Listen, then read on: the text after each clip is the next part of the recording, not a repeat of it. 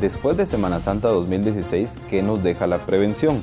¿Ha funcionado? Estamos evaluando las estadísticas también aquí con nuestro invitado de hoy, el licenciado Edgar Guerra, de la Procuraduría de los Derechos Humanos, el defensor del usuario del transporte público. Del accidente de hoy y de otros estábamos viendo imágenes hace algunos minutos aquí en pantalla. Nos preguntamos entonces, ¿está funcionando el tema del seguro obligatorio en los autobuses? Creo que sí, o afirmativamente. Creo que si no estuviera ese seguro de transporte exurbano obligatorio, todas estas personas que fueron víctimas pasarían 5 u 8 años para poder obtener un resarcimiento. Y al final algunos transportistas evaden el cumplimiento de la ley, que esto está contemplado en las leyes, en otras leyes de tipo penal incluso, en donde se hace corresponsable tanto al piloto como al dueño del autobús.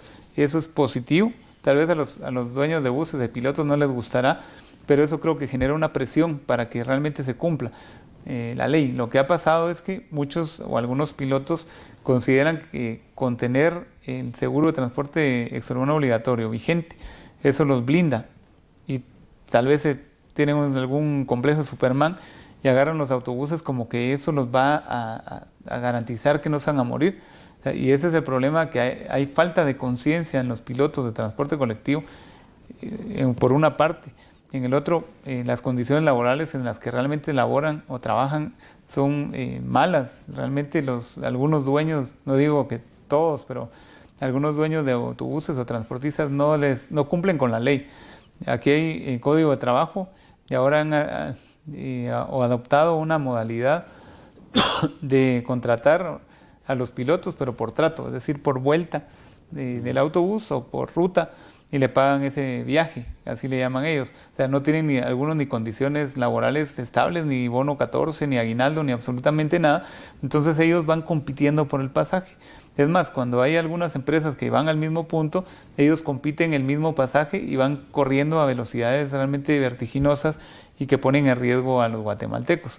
Sí han dado resultado algunas estrategias. Lo que ha pasado es el involucramiento de algunos agentes políticos en el tema de presiones hacia autoridades gubernamentales. Ha generado algún tipo de situaciones anómalas.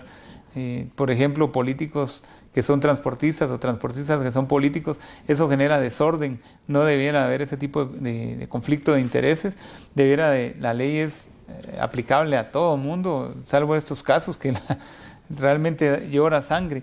Este tipo de situaciones en donde el político llama al funcionario público para poner sus condiciones en el transporte colectivo, y a veces le dan algún tipo de ventaja a algunos, o autorizaciones a personas que no tienen ni la calificación ni la experiencia para prestar el servicio de transporte público, ni el conocimiento.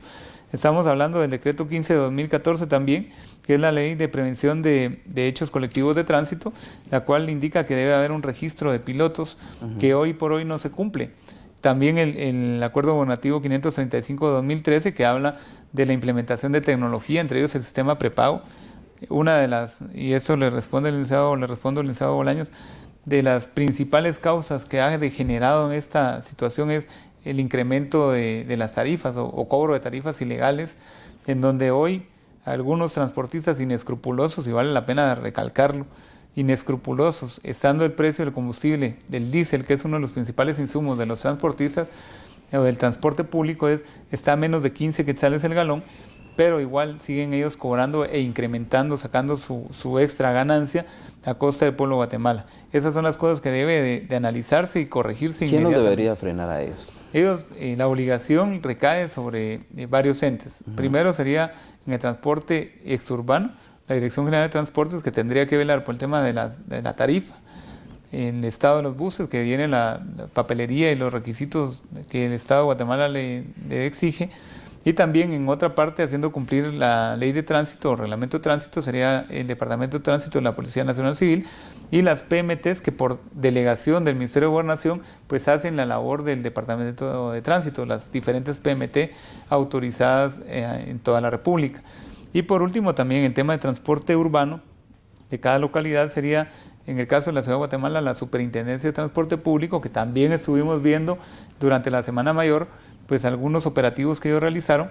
Llegaron varias denuncias, al momento no tengo el dato específico, pero más de 60 denuncias al 1555 de la PDH, que es un call center de 24 horas del día, los 365 días del año, y enfocándose en el tema de tarifa, malos tratos, incluso un caso en Amatitlán, en el casco urbano de Amatitlán, donde una niña con discapacidad fue discriminada por un piloto y ayudante que no le dejaron que no quisieron prestarle el servicio. Eso estamos en averiguaciones con PMT, con el licenciado Max Arriaga, director de PMT de Amatitlán, para conseguir los datos del autobús y del piloto para iniciar un proceso de discriminación. Esto es ineludible. No debiera de tolerarse en una sociedad como la guatemalteca, en donde incluso en los autobuses rojos discriminan a las personas con discapacidad no parándoles, solo ven que van con una silla de ruedas o con muletas o una persona no vidente y no le paran. Eso es claramente un hecho constitutivo de delito, eso es discriminación por algún tipo de capacidad especial. Siempre es importante para evaluar el comparar, y usted es que tiene mucha experiencia en el manejo de este tema, tanto ahora en la Procuraduría como antes en la Asociación de Usuarios del Transporte. ¿Estamos mejorando año con año o cómo queda la comparativa de 2016 con el resto de años anteriores? El problema es que cada vez que hay un hecho de tránsito colectivo, hay cantidades de personas muertas. Digamos, en este caso fueron 19 personas fallecidas y más de 30 personas lesionadas o heridas.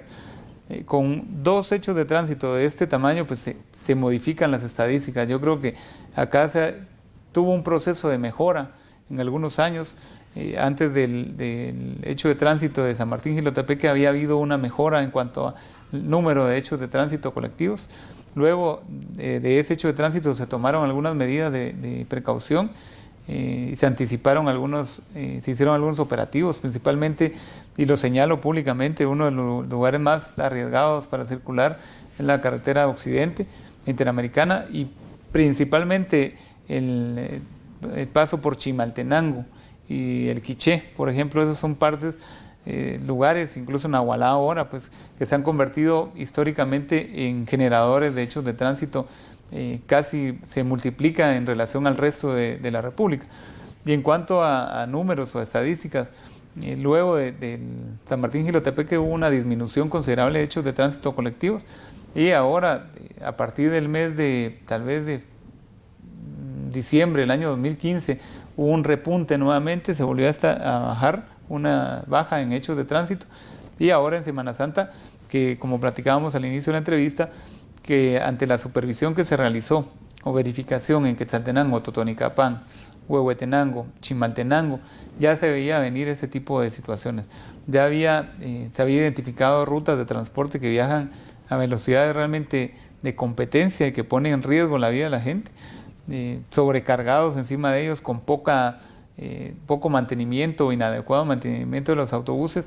Se hizo una verificación el año pasado en Semana Santa por parte de la institución y se dio que al menos 3 de las 8 llantas que llevan los autobuses, al menos 3 estaban totalmente inservibles. Algunos autobuses cargan de repuesto en las parrillas de 1 o hasta 3 llantas que tampoco sirven. O sea, hay que empezar por hacer que se cumpla la ley y que las medidas de seguridad, por ejemplo, el estado de los buses vuelva.